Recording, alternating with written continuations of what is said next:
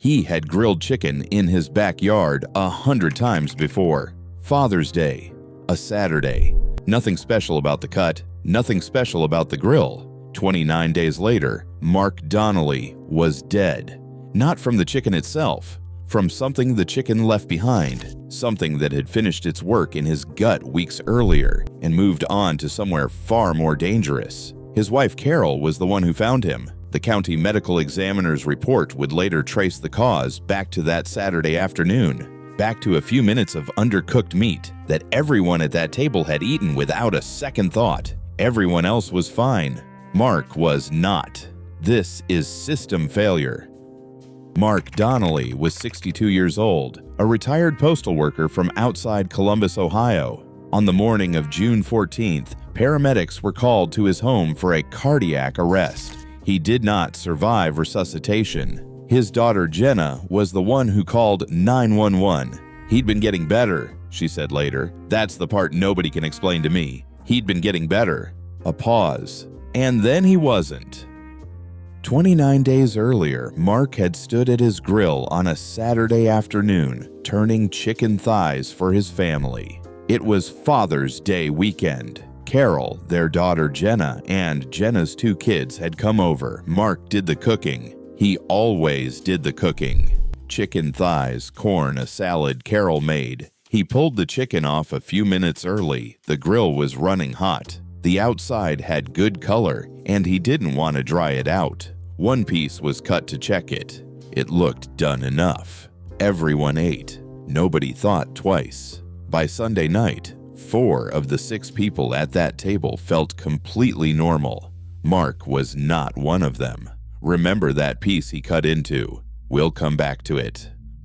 Monday morning, Mark woke up with cramping low in his stomach. By that afternoon, it had turned into something worse, with fever, chills, and diarrhea that did not let up. Carol assumed it was a stomach bug. Maybe the corn, maybe just bad luck. Jenna and her kids felt nothing. Mark stayed home from his Tuesday volunteer shift at the church food pantry. By Thursday, he was eating again. By the following Monday, he told Carol he felt about 90%. He went back to his routine. Yard work, his Wednesday walk with a neighbor, and mowing on Saturday. Everything felt fine. It was not fine. He had simply stopped being sick in the way anyone could see.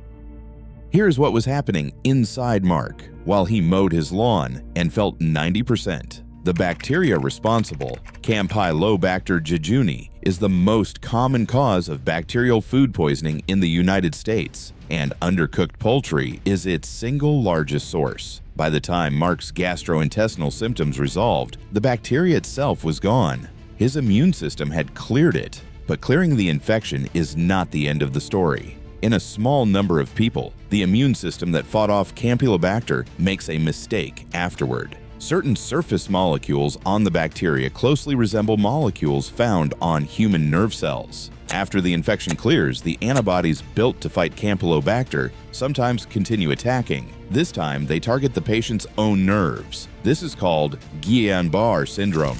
Most people know it as a cause of ascending paralysis, weakness that climbs from the feet upward. But the nerves under attack are not only the ones that move muscles. The autonomic nervous system, the nerves that control heart rate, blood pressure, and breathing, without you ever thinking about them, runs on the same kind of wiring. In a subset of Guillain-Barré cases, this is the system that takes the hit. And when it does, the heart loses its normal regulation. Rhythm becomes unpredictable. Blood pressure swings without warning. This form is called autonomic dysfunction in Guillain-Barré syndrome, and in published case series, cardiac arrhythmia and cardiac arrest from autonomic instability are among the leading causes of death in severe cases. Not the paralysis itself, but the heart losing the nerve signals that keep its rhythm steady. Mark never developed obvious paralysis. He never lost the ability to walk. That absence is part of why nobody connected what was happening to him.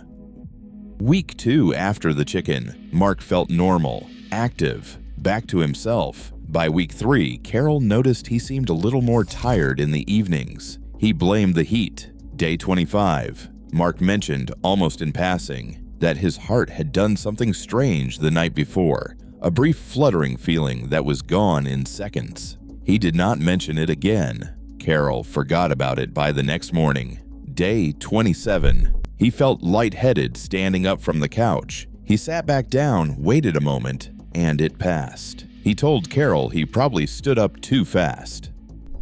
Day 29, Saturday morning. Mark was in the kitchen making coffee. Carol heard him say her name once, not urgently, and then heard nothing. Paramedics arrived within 8 minutes. Mark was in cardiac arrest. CPR was performed at the scene and continued en route to the hospital. He could not be resuscitated. Here is what makes this case different from most we cover. There was no missed hospital visit, no emergency room discharge, no dismissed test result. Mark never went back to a doctor after his stomach bug resolved because, as far as anyone could tell, he had recovered. The two moments that in hindsight mattered, the brief fluttering on day 25, the lightheadedness on day 27, were never mentioned to anyone outside the family. They didn't seem like medical events. They lasted seconds. They happened to a 62-year-old man on a warm evening, and they were the kind of thing almost everyone has felt at some point and never thought about again. The county medical examiner's office performed an autopsy. Cardiac findings were consistent with arrhythmia as the immediate cause of death. Given the timeline, a documented Campylobacter-associated illness 29 days earlier, full recovery from the gastrointestinal phase, and then sudden cardiac death.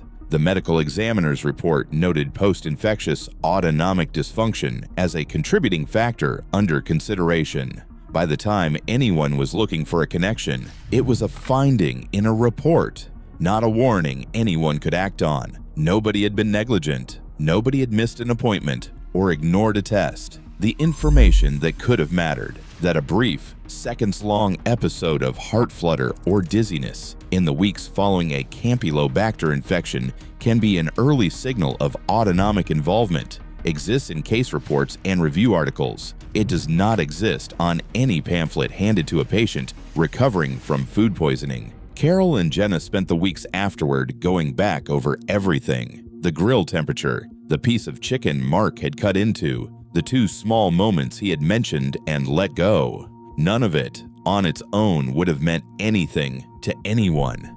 That was the hardest part for them to sit with. Jenna said one thing that has stayed with me. He used to call Dad after he flipped the chicken, just to ask if it looked done. That day, he didn't call anyone. He just knew, the way he always knew. A pause. And it was fine. For everyone else, it was completely fine. She looked down. We keep coming back to those two moments.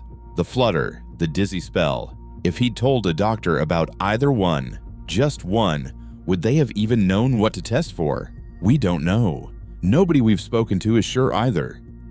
Here is the system failure. Not Mark, not Carol, not a doctor who failed to act. No doctor was ever given the chance to. Structural failure is what this is.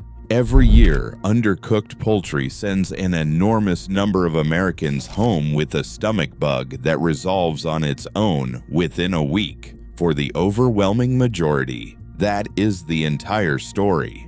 For a small number, the story does not end there. The connection between a resolved Campylobacter infection and a delayed, sometimes fatal cardiac event weeks later is documented in medical literature, but it is not part of the standard advice given to someone recovering from food poisoning. You're probably over the worst of it, is where that advice usually ends.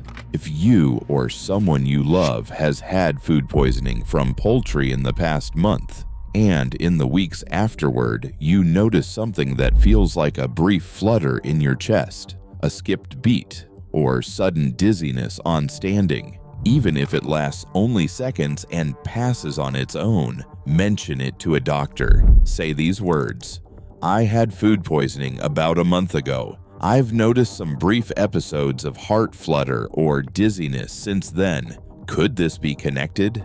That sentence takes 10 seconds. It may mean nothing. For Mark, nobody had the chance to find out.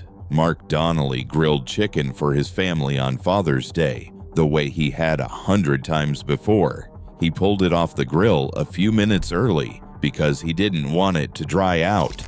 Everyone else at that table was fine. 29 days later, he was gone, and the 2 small warnings his body had given him were never passed on to anyone who could have understood them. That is the system failure. This is system failure. I'll see you in the next waiting room.